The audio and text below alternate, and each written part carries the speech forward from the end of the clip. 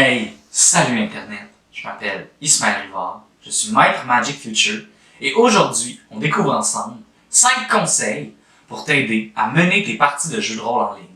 C'est parti pour le générique.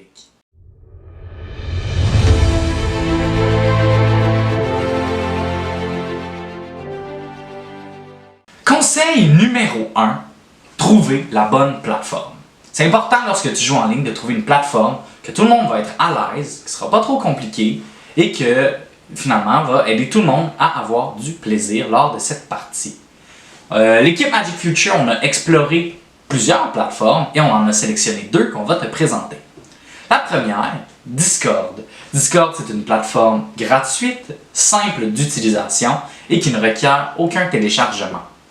La plateforme va te permettre de créer tes propres salons vocaux et textuels et dans quelques clics, et peut-être une quinzaine de minutes, d'inviter tes amis à entrer dans ces salons-là où vous allez pouvoir vous parler, vous voir et écrire. La deuxième plateforme que je te propose, c'est Roll20. Roll20, c'est une plateforme plus complexe qui va demander plus de temps à apprivoiser, mais qui offre une fonctionnalité beaucoup plus diversifiée. Tu vas entre autres pouvoir utiliser des cartes ou des images avec des quadrillés et calculer les distances entre les personnages pendant les combats. Faire des jetons, mettre de la musique. Et gros plus pour Roll20, c'est qu'ils offrent des campagnes déjà toutes prêtes avec les monstres, les créatures, les aides de jeu. C'est très abordable, on parle d'une vingtaine de dollars. Va jeter un œil, ça vaut vraiment la peine. Conseil numéro 2, mettre de la musique. Via Roll20, tu vas voir, c'est très facile, il y a une petite section musique et tu fais simplement télécharger les chansons qui t'intéressent et tous les joueurs vont pouvoir entendre la musique en même temps. Pour Discord, tu peux ajouter à ton serveur un robot qui s'occupe de mettre de la musique. Le fonctionnement est très simple. Tu vas pouvoir copier-coller un lien YouTube, soit d'une seule chanson, soit d'une playlist, et la faire jouer dans ton serveur via Groovy ou Rhythm, qui sont 2 robots musicaux qui sont assez formidables. Le gros plus de ces 2 robots-là, c'est qu'ils te permettent d'ajuster toi-même de façon individuelle le volume. Si c'est une chanson que t'aimes, monte le son, let's go, c'est super le fun. Si au contraire, c'est une chanson que t'aimes pas du tout, ben t'as juste à baisser le son ou mettre sur muet et les autres sont libres d'écouter la chanson, de monter le son, de le diminuer, de l'ajuster à leur guise. Et ça, c'est génial dans une partie de pouvoir ajuster soi-même le volume selon notre propre préférence.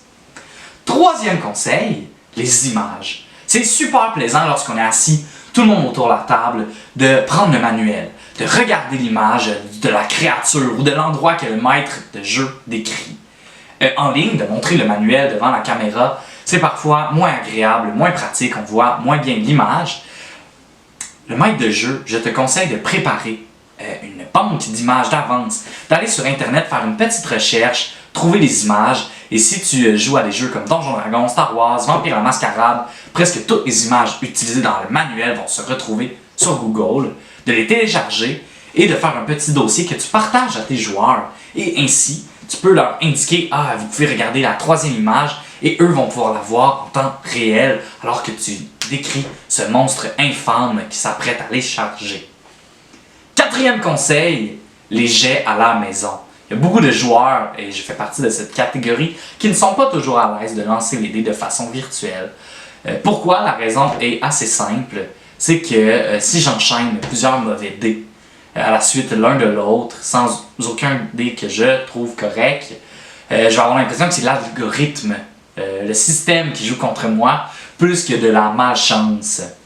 C'est pourquoi le jeu de rôle, je considère que c'est un jeu qui est agréable, mais qui est surtout basé sur la confiance. Dans cette optique-là, laissons simplement les gens qui le désirent lancer leur dé à la maison et ayons du plaisir simplement comme ça.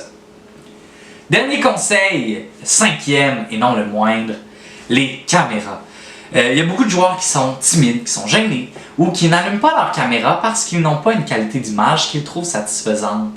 C'est pas grave, allume ta caméra. Parce que de voir ces réactions-là, ça rend le jeu de rôle vivant. De voir le détective qui réfléchit à l'enquête, le personnage qui est apeuré à l'idée de rentrer dans cette maison hantée, ou encore le magicien qui est étonné de l'effet de son sortilège alors que le maître de jeu le décrit. La surprise des joueurs, c'est précieux. Ça rajoute tout le plaisir autour de la table. Et ça, il faut surtout pas le perdre parce qu'on joue en ligne dans ces temps difficiles.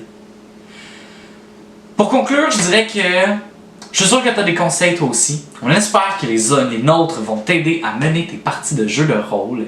Si tu as des conseils que tu veux nous partager, n'hésite pas à les écrire dans les commentaires. Si tu as aimé la vidéo, laisse un pouce bleu. Abonne-toi à la chaîne pour ne pas manquer le prochain contenu.